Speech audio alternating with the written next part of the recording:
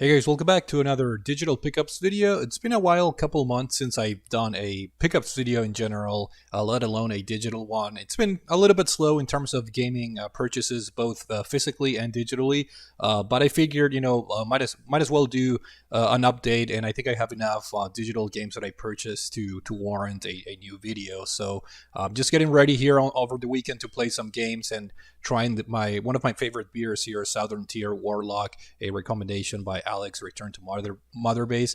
Pretty good Imperial Pumpkin Stout to start the journey for playing some games this afternoon. But without further ado, let's get started and just go over some of the digital games that I purchased. And this includes both a combination of Steam games and also some PlayStation Network and Xbox, store games. So a little bit of everything, a little bit for everyone. And my the first game I want to share with you guys is one of the most addicting games that I played this year, and that game is Vampire Survivors, which is a fantastic game. If you guys own the Steam platform, just do yourself a favor and buy this game like right now. This is one of the most addicting, it's a reverse bullet hell game in which you are the one inflicting all the damage to enemies, waves of enemies that are coming towards you, as you guys can see here. And the more enemies you defeat, the more you level up. You can level up weapons. You can choose different power-ups and so forth.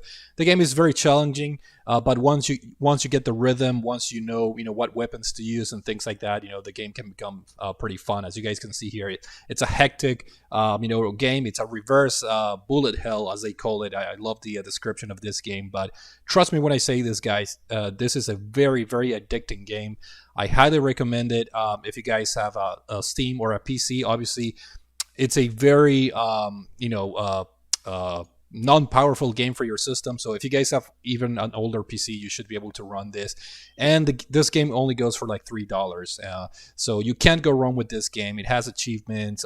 Even though it's early access and there's limited amount of content, please do yourself a favor and buy Vampire Survivors, one of the most addicting games that I played this year. The next game we have here is Death Crown, which is a very basic strategy, kind of like RTS game.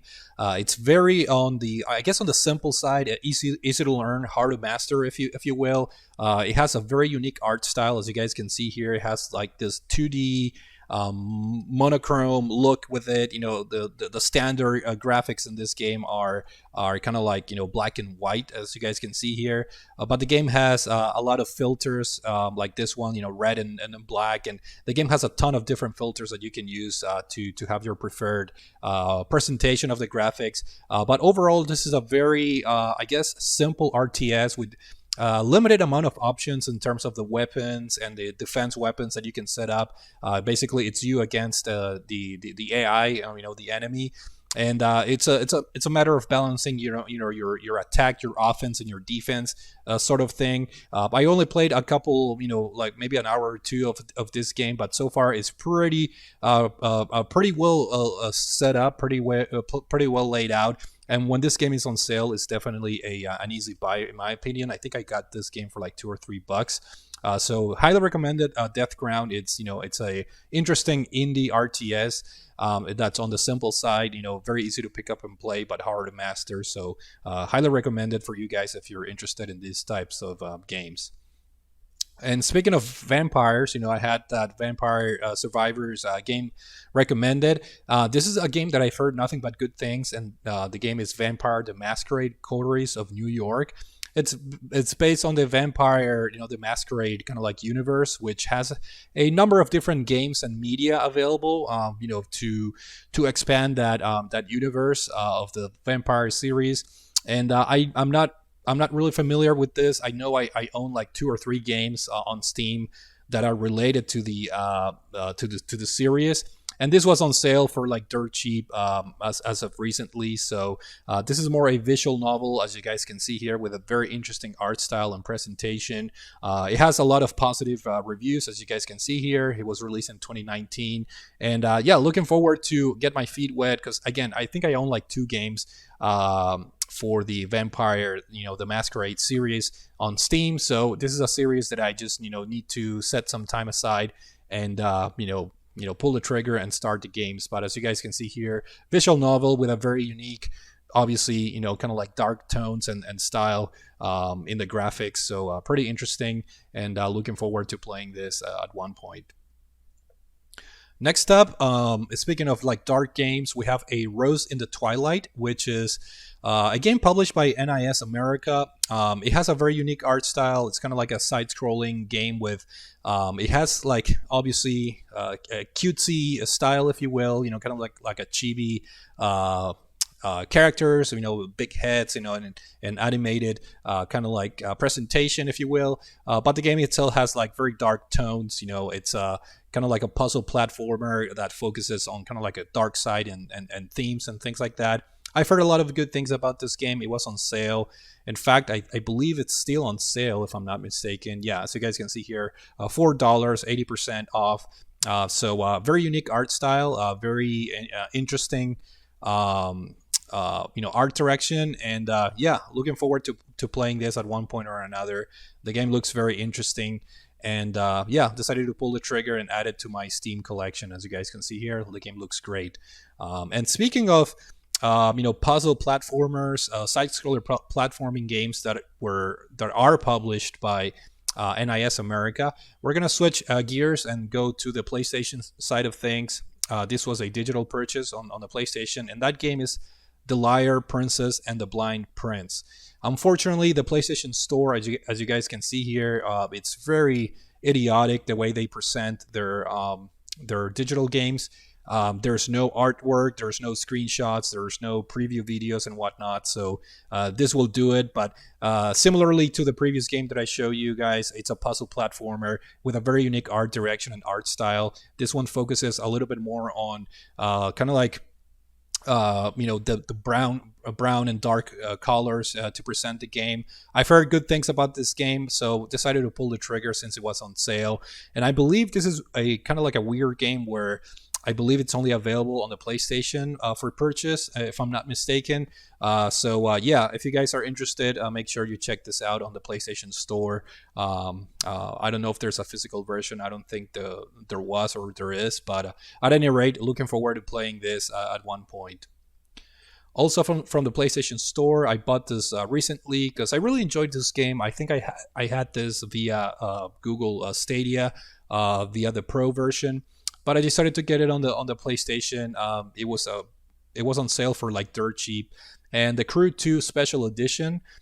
This game combines racing, flying airplanes, using boats, off-roading, so all kinds of modes of transportation and racing, and just creating a whole lot of havoc, since it's an open world game that you can basically go to any point in the map, and it's just very fun to for example fly around with the planes, or just drive around your car and and getting to the different events, making more money to buy more cars and vehicles, unlocking new liveries and things like that. So the Crew 2, it's a very fun game to have installed in your system at all times. So I think that's what I'm going to do. I'm just going to leave it installed on my PlayStation 5. And it's one of those games where you can play a race or two here every now and then and have fun while doing it. So the Crew 2 Special Edition, I think the Special Edition, it's pretty dumb. I think the Special Edition was the cheapest one.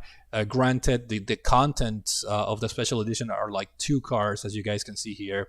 You get the Dodge Challenger SRT Demon Interception Unit, so kind of like the cop car for the Dodge Challenger, and the Porsche 911 Speedster. So I think it's like only 2 extra vehicles, I guess, for the Special Edition. But again, it was on sale for dirt cheap, so I went for it. Continuing with my purchases on the PlayStation Store, we have Life is Strange 2, the complete season. I'm a pretty big fan of the first Life is Strange game. I have an impressions video on that game, and also the game Before the Storm. Life is Strange Before the Storm was another fun one from Don Knot. And this is basically the sequel. I don't know if the events are tied or not. Like I try to keep myself or try to keep myself away from the plot of this game, obviously. And this game has been out for a while. You know, it's been out for a few years. So I'm a little bit late to the party, but I do want to try Life is Strange 2 and see what the new story is all about. As you guys can see here, these are the two new characters. I believe they're brothers. Yeah, I wanna get this game fired up, going hopefully this year, and see if I can continue my journey into the Life is Strange games, and then play the latest one, Strange Colors or something like that, I believe it's called. And I think that game is on Game Pass. It got released recently, so maybe I should step on the gas, try to finish a Life is Strange 2 so I can move into the next one that's available on Game Pass before they take it out. Another game that I picked up on sale, it was like $4, Knack 2. I haven't played Knack 1 yet. It's kind of like a meme game. Supposed to be like this 3D platformer that is not great.